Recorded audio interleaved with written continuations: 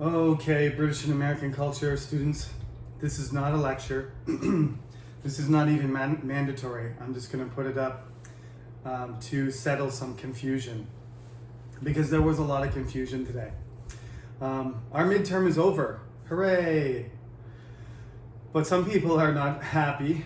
That's normal. But when you're concerned because you prepared and then you got confused and you feel like you could have done better, obviously that makes it even worse. The last thing that I want to do is to have students feel like a hard exam is unfair. So I'm going to tell a story. And this is a sort of a Konglish expression, midterm story, like clothing story, phone story. This is not actually what we usually say in Canada. It's a fun little Korean expression, usually when they're trying to sell something. But I'm actually going to tell you a real story. Let's start with the good part first. The good part was 58 out of 60 students took the exam. That is the highest proportion of students since Corona started. So congratulations, in that sense, you are the best class I've had in 4 semesters. In 2 years, you are the best class. So thank you very much for participating. That's the good news.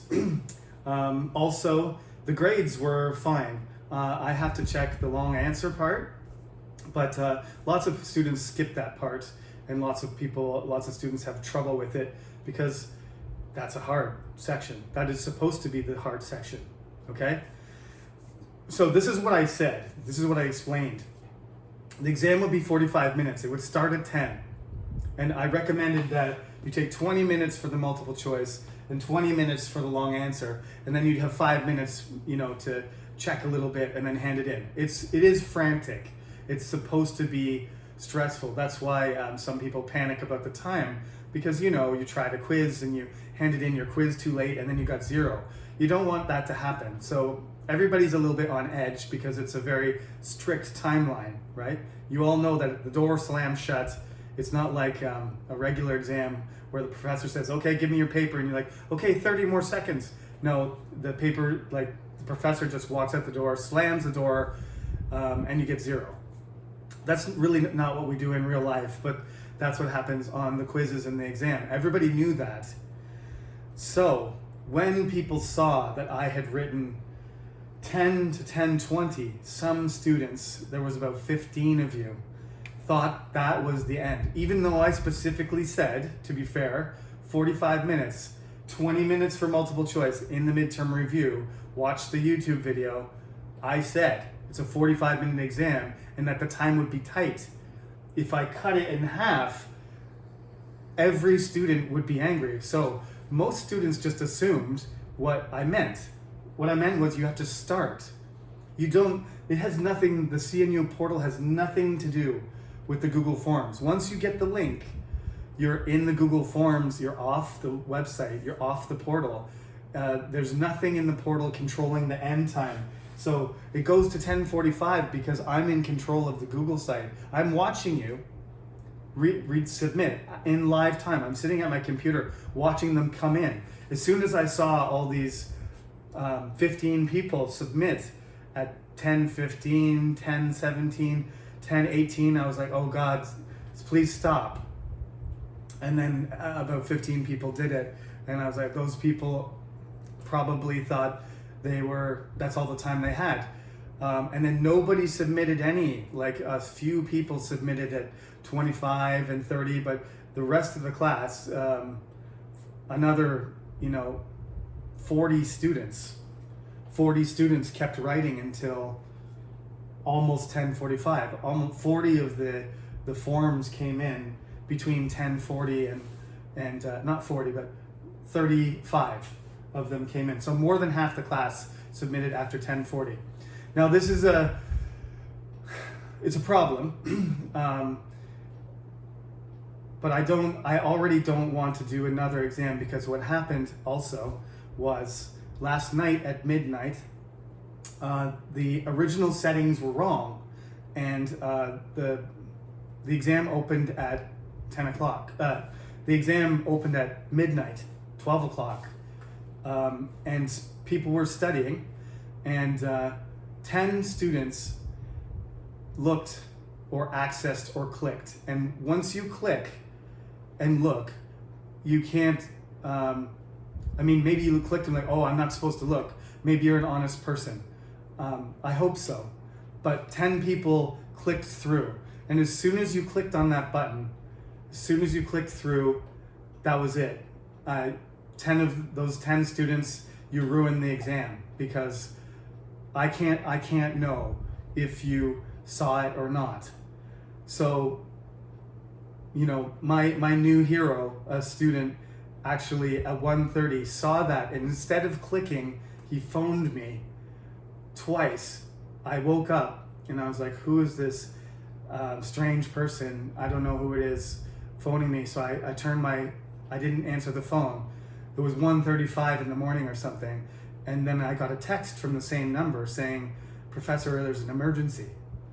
And I was like, what kind of emergency could happen at 1:30? Why would you phone your professor at 1:30? Like, if you have a real problem, phone 119 or something.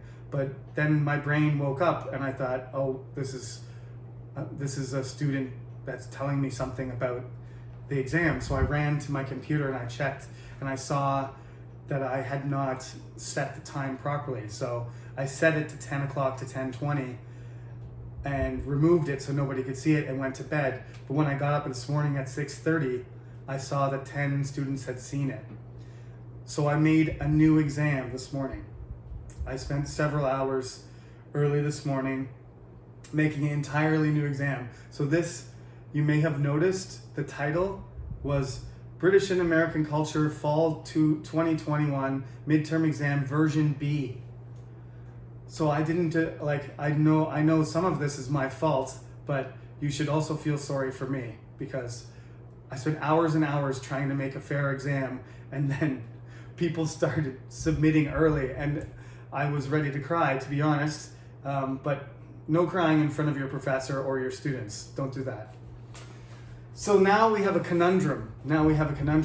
Some people really didn't do that bad. Some people finished in 20 minutes. I don't think some students are complaining, because, the average right now is 20, but I haven't graded the long answer yet. I have to do that by hand. So if you're one of the students who got 20 out of 30, it's not 20 out of 40 yet. If you got 27, you got 27 out of 30. I'm gonna grade them by hand, and then every person's grade will be updated. So you're gonna get your score is right now out of 30. So if you got 20, you got 20 out of 30, not 20 out of 40.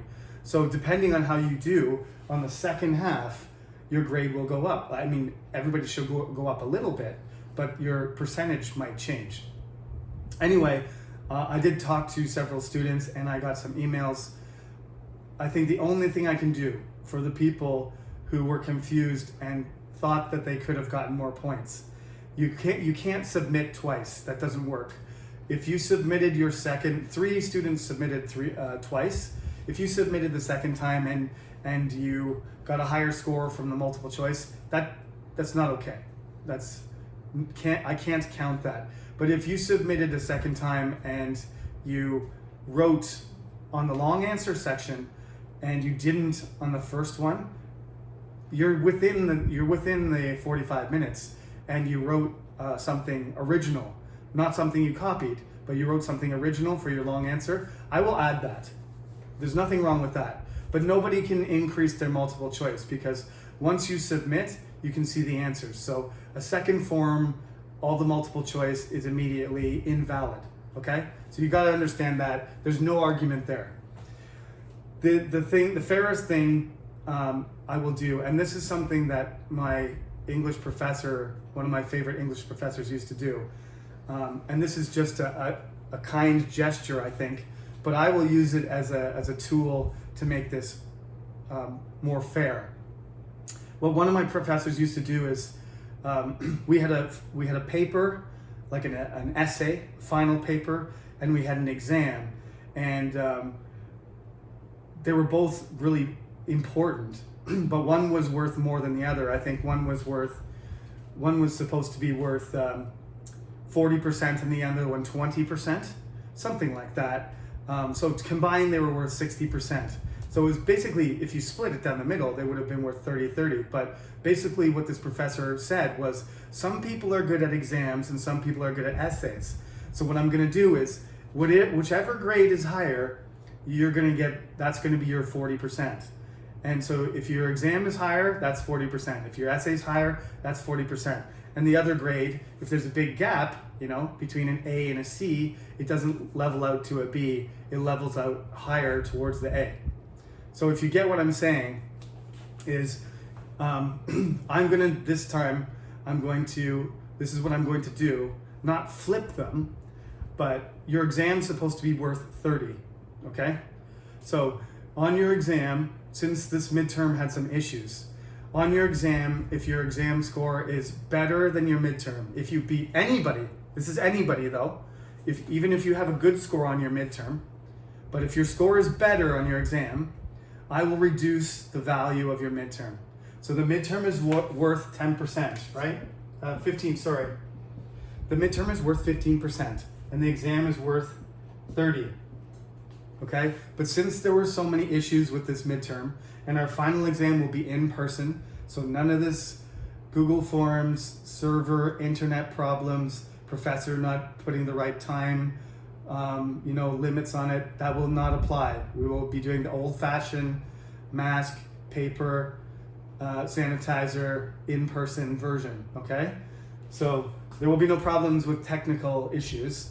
If your final exam is a higher score, I will reduce this to 10% and raise your final exam to 35. So if you had trouble and you finished early, or even if your midterm didn't go well, doesn't matter. If you improve on the exam, same thing for every student in the class, okay?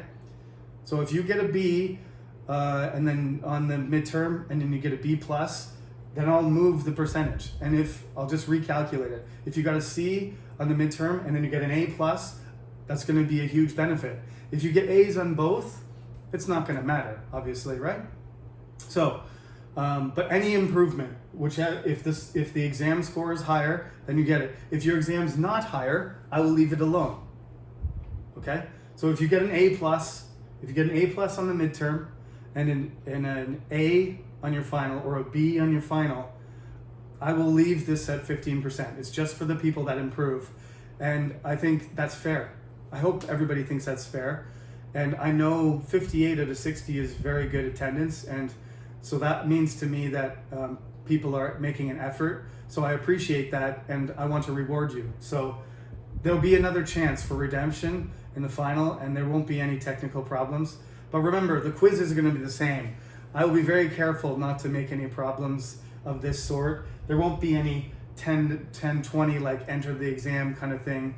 I should have been explicit about this. I just didn't want any students joining after 10-20. So that's when I made the portal stop. It wasn't supposed to be the length of the exam.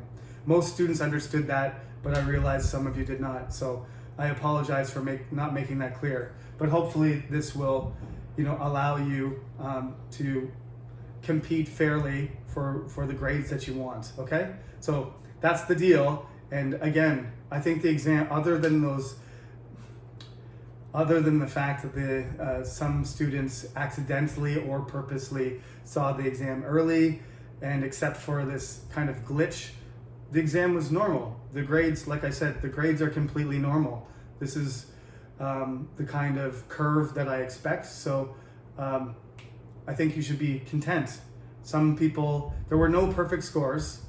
I think the highest was 27 out of 30.